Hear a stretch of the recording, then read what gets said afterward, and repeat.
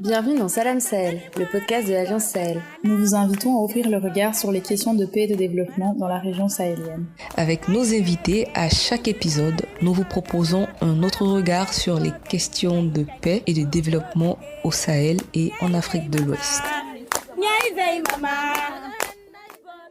Dans l'épisode du jour, nous recevons Zeynaba Naraben, une jeune dame inspirante qui est la présidente du réseau des jeunes sahéliens pour le climat. Le réseau est présent dans plusieurs pays du Sahel et Zeynaba est la présidente pour le Mali.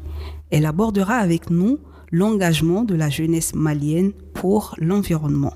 Zeynaba Naraben, bienvenue et merci de nous rejoindre. Merci, bonjour à vous et merci beaucoup pour l'invitation. Un plaisir d'être avec vous. Qu'est-ce qui t'a motivé à t'engager sur la thématique du climat ? Je suis originaire du nord du Mali, une localité qui est extrêmement touchée par les changements climatiques. Donc, je vais dire que ma motivation vient de ce vécu.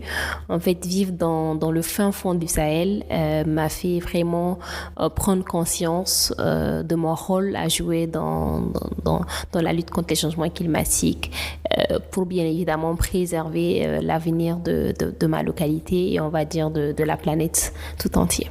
Est-ce que tu peux nous parler de ton organisation et de sa mission principale ? Le réseau des jeunes sahéliens pour le climat au Mali est un réseau sous-régional. Nous existons dans 5 pays du Sahel exactement.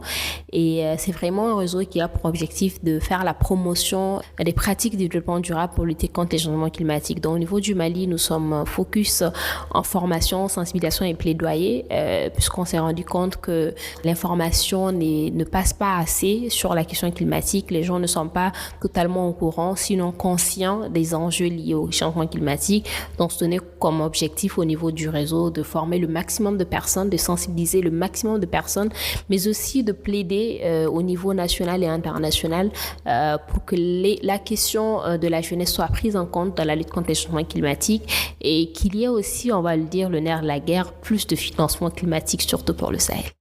Qu'est-ce que ça vous apporte d'être un réseau avec d'autres jeunes dans le monde sur cette thématique climatique ? Alors, ça se passe très bien et c'est très intéressant de travailler avec d'autres personnes parce que, comme je le disais, les Sahel, on a quand même beaucoup de choses en commun. Nous avons énormément de problèmes liés au climat qui nous concernent tous, on va le dire comme ça. Donc, c'est important qu'on soit un réseau pour se mettre ensemble parce que, comme on le dit, les changements climatiques n'ont pas de frontières, donc nos solutions ne doivent pas avoir de frontières non plus. Donc, il faut qu'on se donne la main et travailler ensemble.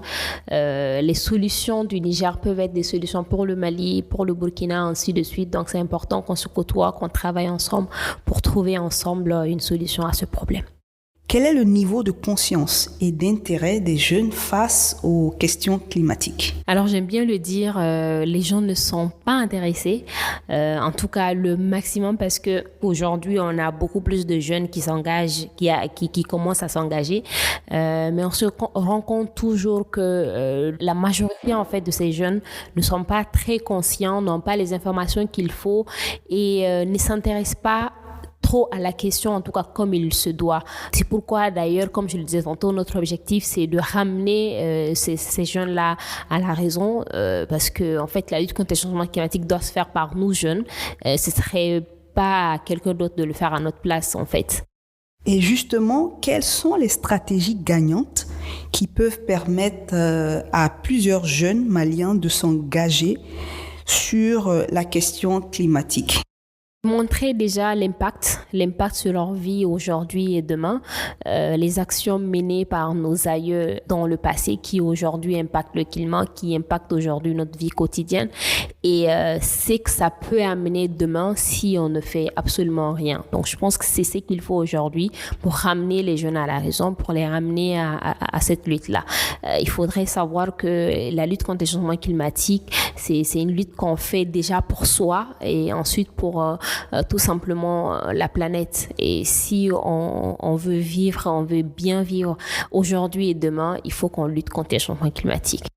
Est-ce qu'on pourrait avoir des exemples d'initiatives qui ont été menées, qui montrent le rôle que pourraient apporter les jeunes Maliens dans le combat contre les effets du changement climatique? Alors, des initiatives de jeunes, il y en a beaucoup. Déjà, au niveau du réseau, nous, on a formé énormément de jeunes. Notre dernière formation date de 2 ou 3 mois où nous avons quand même formé en premier lieu des jeunes sur la communication et le plaidoyer pour l'action climatique. C'était des jeunes leaders et des activistes, des gens qui peuvent être des relais et qui peuvent passer l'information comme il se doit au maximum de personnes. Nous avons également formé des enfants parce qu'on se dit qu'il est important aujourd'hui que la sensibilisation commence dès le bas âge. Quand on est à un certain âge, c'est très compliqué de faire changer de mentalité, mais quand on commence avec les enfants de 9 à 14 ans comme nous le faisons, c'est plus facile de former et d'avoir une génération de jeunes ou d'enfants très conscients et éco-responsables. Ensuite, au Mali, par exemple, il y a beaucoup de jeunes qui sont dans l'entrepreneuriat, comme une jeune dame qui est d'ailleurs cette année Land Hero. C'est une initiative de l'UNCD, le secrétariat général des Nations Unies contre la désertification. Et elle a une entreprise Hero Alliance qui est en fait dans la promotion du moringa, ainsi de suite, la transformation du moringa. Et des initiatives comme ça, il y en a beaucoup au Mali et c'est d'ailleurs à féliciter et à encourager au niveau de la jeunesse. On espère que ça va continuer et qu'il y aura beaucoup plus d'activités sur le terrain en ce sens. À présent, parlons des défis que vous rencontrez en tant que jeune dans votre engagement pour le climat. Il faut savoir que la question climatique, l'engagement plus précisément des jeunes commence que maintenant. Donc, le premier défi, c'est la confiance et des autorités, mais aussi des partenaires. Est-ce que ces jeunes-là sont assez conscients? Est-ce que ces gens-là savent ce qu'ils font? Est-ce qu'ils ont la capacité qu'il faut pour pouvoir agir? Ça, c'est vraiment un premier défi qu'on rencontre tous les jours. Mais qu'on confronte et qu'on arrive à surpasser, on va le dire comme ça, de par nos actions, de par ce que nous faisons sur le terrain pour montrer aux gens, aux partenaires et aux autorités qui peuvent nous faire confiance que cette lutte, en fait, il faut vraiment l'implication de toutes les parties prenantes. Et quand on parle de parties prenantes, la jeunesse est une grande partie et elle doit prendre part à cette lutte-là et à toutes les rencontres qui c'est à la lutte contre les changements climatiques. Comment est-ce que votre réseau travaille avec d'autres groupes, que ce soit les organisations, les ONG, que ce soit au niveau des institutions ou des communautés locales? Comment est-ce que vous collaborez avec les autres entités sur le terrain?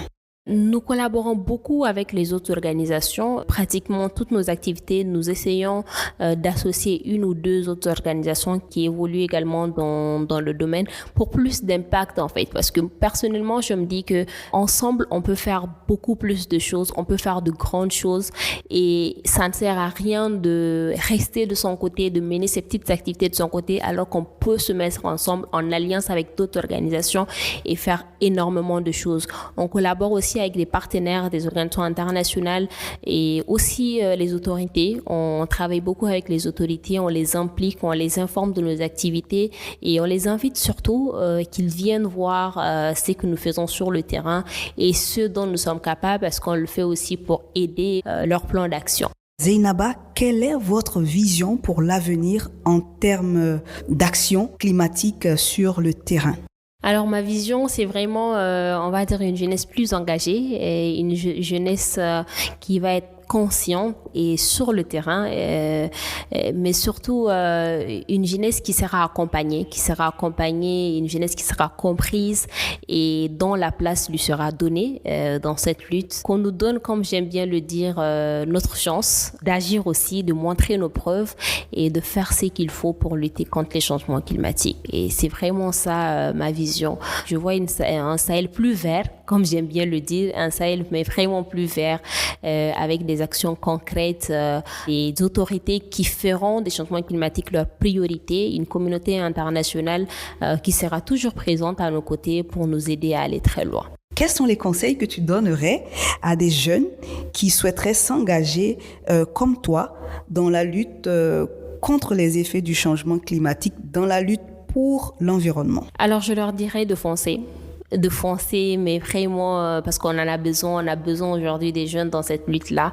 Il faut aussi se former, c'est très important. Les changements climatiques, c'est un terme assez technique pour agir. Il faut comprendre ce que nous faisons, qu'est-ce qu'il faut faire, qu'est-ce qu'il ne faut pas faire. Donc, il faut se former et vraiment se lancer dans cette lutte. Pour finir, Zainaba, qu'est-ce qui te donne de l'espoir? Vraiment la jeunesse, parce que bien qu'aujourd'hui, on n'est pas autant engagé qu'il le faut, nous sommes quand même très intelligents, nous avons ce qu'il faut, nous sommes dynamiques, actifs, et je pense que si on se donne les mains et qu'on se mette en fait aujourd'hui dans cette lutte, on pourra faire énormément de choses. C'est vraiment ce qui me donne espoir, la jeunesse. Merci Zainaba Naraben d'avoir partagé ce temps avec nous. Plein succès pour l'avenir.